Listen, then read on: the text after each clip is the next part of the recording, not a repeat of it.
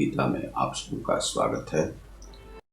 Global world के लोगों, नमस्कार। आप लोग, अच्छा है कि आप लोग खुशी होंगे और सुखी होंगे। सबसे पहले ग्लोबल योग गीता में आज हम लोग श्री हनुमान जी का वंदन करेंगे। श्री हनुमान जी की प्रार्थना। श्री गुरु चरण सरोज रज निज मन मुकुर सुधार, वर्णो रघुवर विमल यशो जो दायक फलचार, बुद्धिहीन तनु जानके सुमिरो पवन कुमार, बल बुद्धि विद्या देहु मोहि हरहु कलेश विकार। जय हनुमान ज्ञान सागर जय कपीस। श्री गणेश जी की वंदना। वक्रतुंड महाकाय सूर्यकोटि समप्रभा, निर्विघ्नं कुरु मे सर्व कार्येषु सर्वदा। माता जी प्रणाम, नमस्कार। तो सबसे पहले आज हम लोग जो श्लोक हैं खष्टम अध्याय के, वह देखेंगे। और खष्टम अध्याय में कल 24वां श्लोक हुआ था और 24वें श्लोक के बाद हम लोग आज 25वां श्लोक देखेंगे। और 25वें श्लोक में हम लोग देखेंगे कि किस प्रकार से योग में शनै शनै रूप रमेद बुद्धया धृति गृहीतया आत्मसंस्थम मनः कृत्वा न किंचिदपि चिंतयेत्। सबसे पहले जो गीता में संस्कृत का जो श्लोक है उसका जब हम लोग पाठ करते हैं तो उसमें घबराना नहीं है कि इसका उच्चारण कैसे करना है। उच्चारण में मान लीजिए कि आपको कुछ परेशानी आती है संस्कृत पढ़ने में, तो संस्कृत आप इस प्रकार से पढ़ सकते हैं जैसे उसमें छोटे छोटे भागों में उसे तोड़कर आप कर सकते हैं। जैसे स्नेह सने, रूपर रूपर, मेद बुद्धया, मेद इसको 4 भागों में बांटा गया है। सने रूपर मेद बुद्धया, धृति गृही तया, ये 3 भाग में बांटा गया है। आत्म संस्थम, यह उच्चारण की परिपाटी। आत्म संस्थम, श स स, इसमें जो है थोड़ा अंतर है। मनः कृत्वा, मनः कृत्वा न किंचिदपि, किंचिद अपि जो है दपि द अपि, चिंतयेत, चिंतयेत, चिंत एक भाग हो गया, ये दूसरा भाग। इस प्रकार से यदि उच्चारण करते हैं तो आपको परेशानी नहीं आएगी। इस प्रकार से आप कर सकते हैं संस्कृत में। स्नेह मतलब होता है धीरे धीरे, स्लोली स्लोली।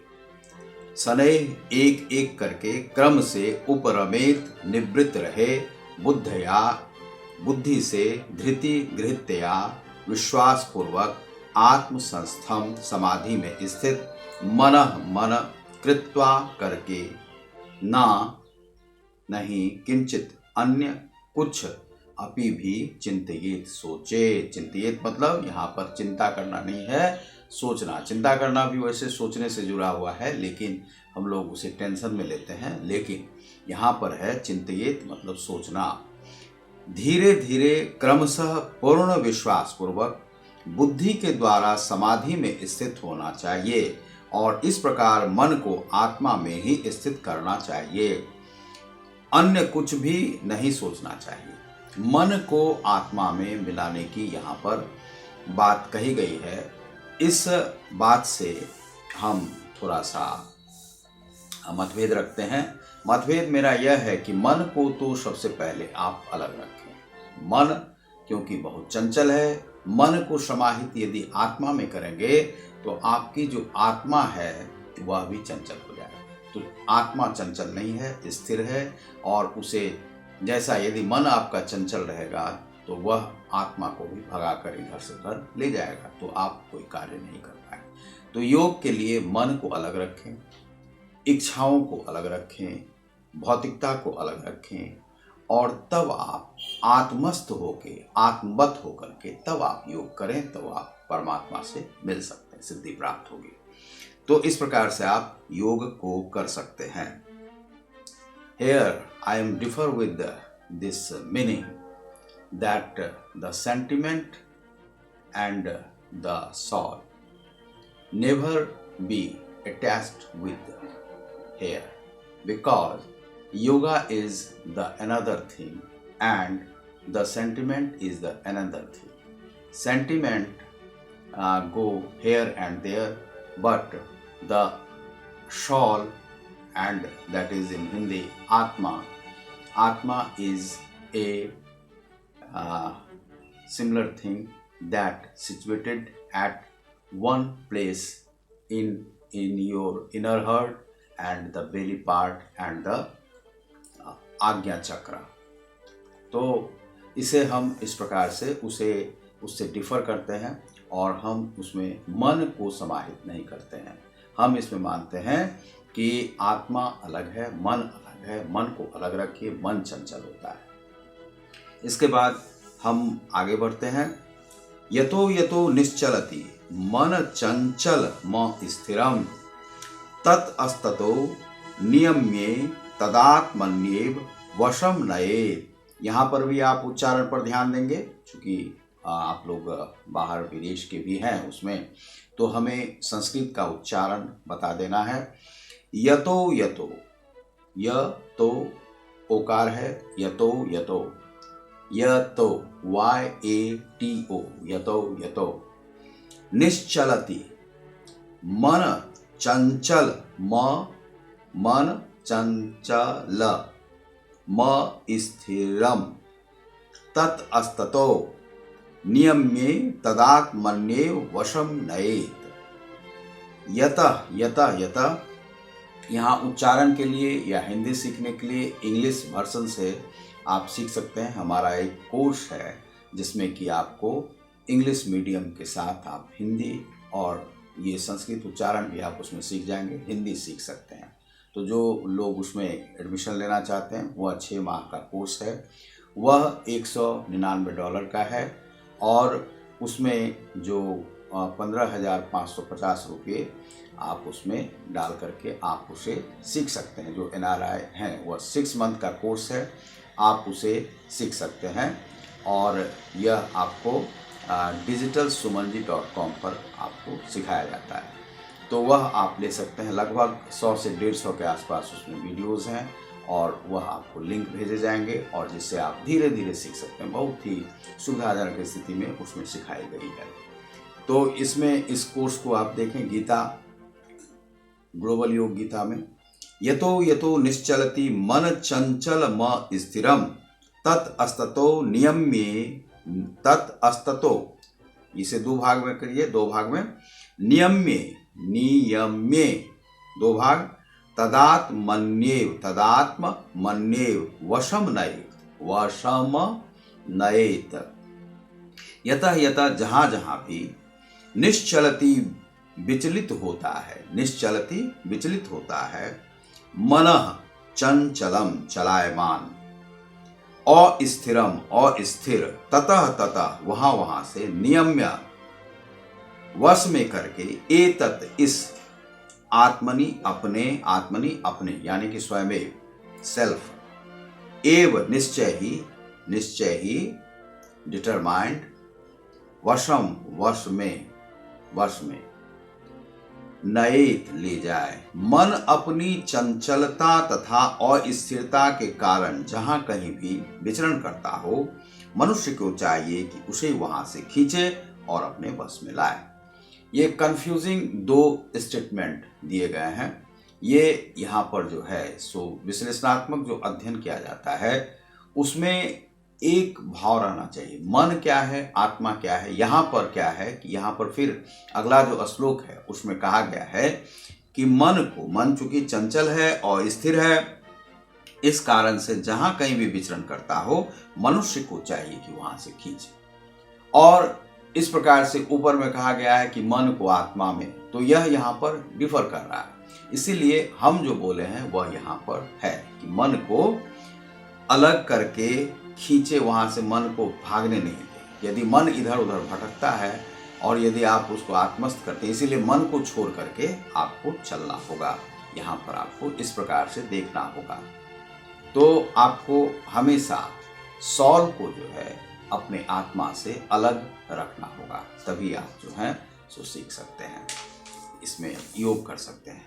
अगला जो श्लोक है, प्रशांत मनसम ह्येनम योगिनम सुखमुत्तमम उपैति शांत रजसम ब्रह्म भूतम कलमशम।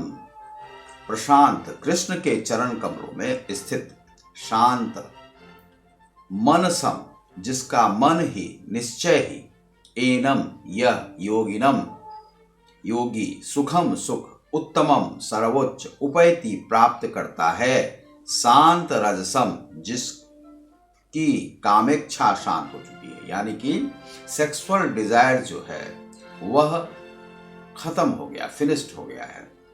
ब्रह्म भूतम परमात्मा के साथ अपनी पहचान द्वारा मुक्ति, और कलमशम समस्त पूर्व पाप कर्मों से मुक्ति।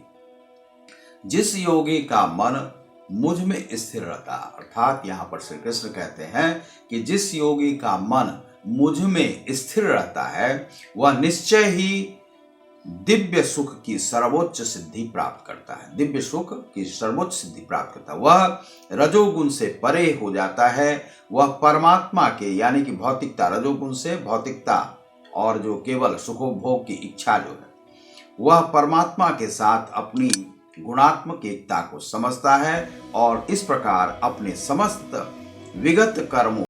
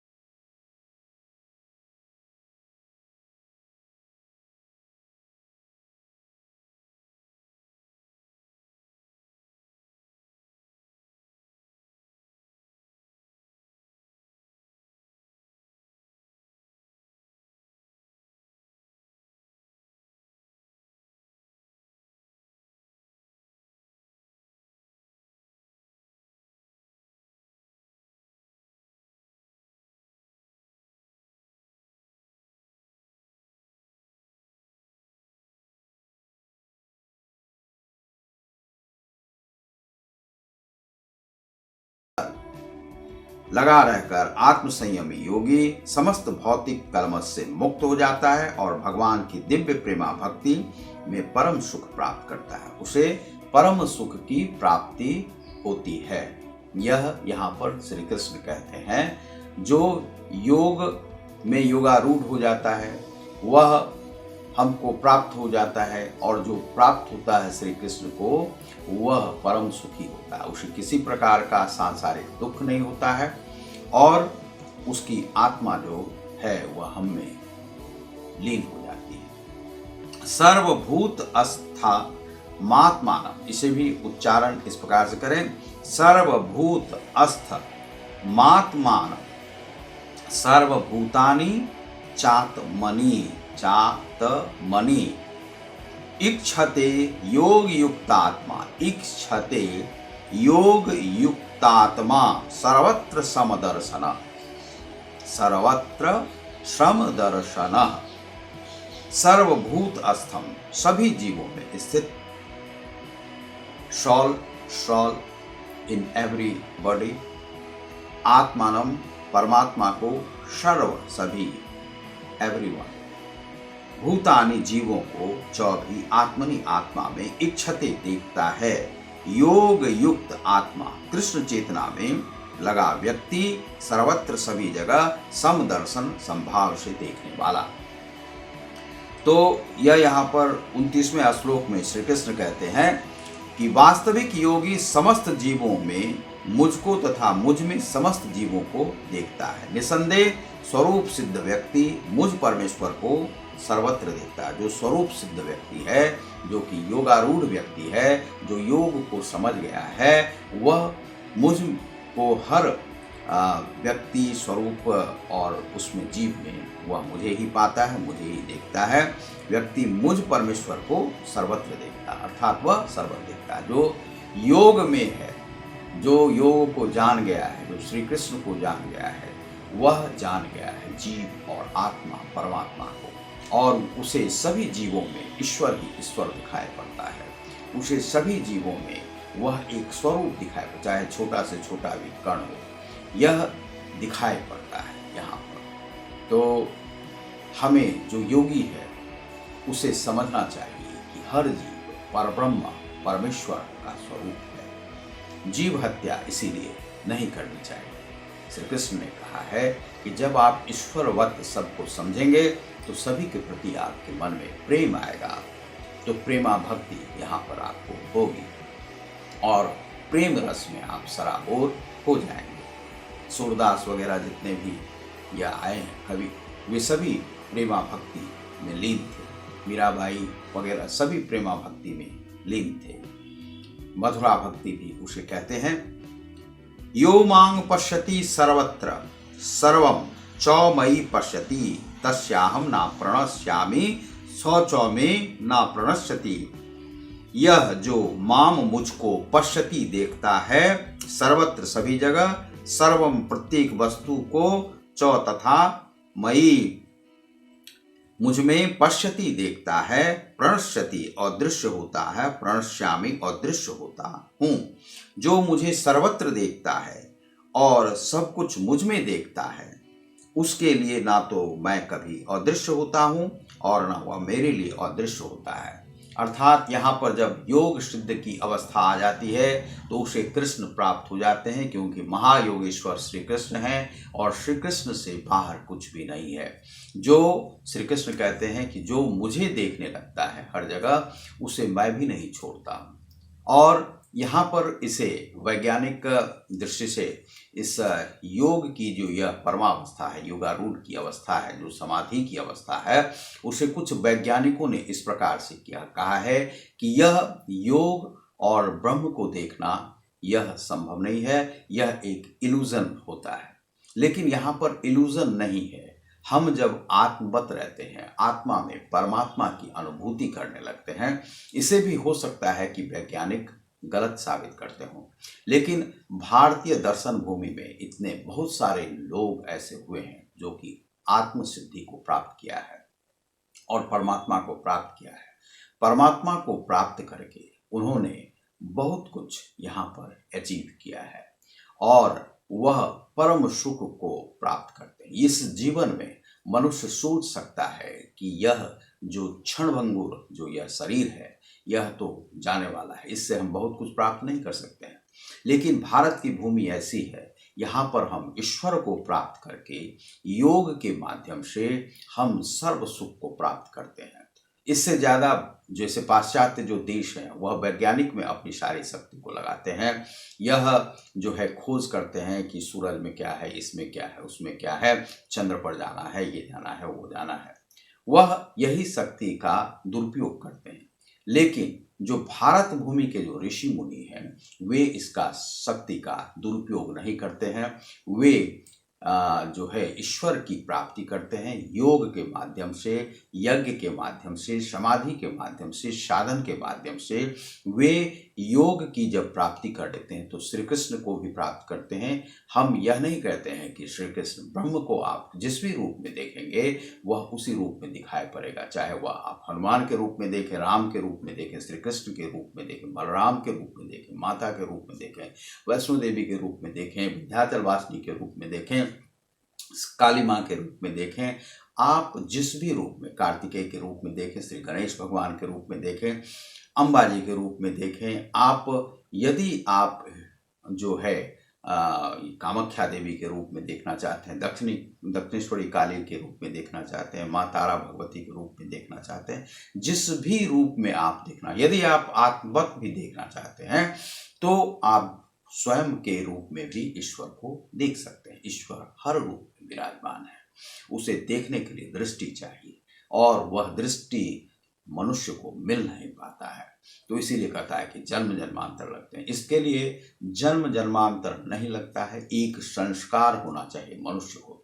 आप जिस भी जाति में हैं, कहीं पर भी हैं, किसी को भी यह प्राप्त। इसीलिए भारत में जितने भी अभी तक संत मुनि हुए हैं, वे आप देखते होंगे कि रविदास छोटी छोटी जाति से भी, जिसे आप बहुत अछूत समझते हैं, उन जातियों से भी बहुत सारे संत महात्मा हैं। क्योंकि ईश्वर की कृपा किस पर मिलेगी, वह दृष्टि होता है, और वह दृष्टि, दैट इज द विजन।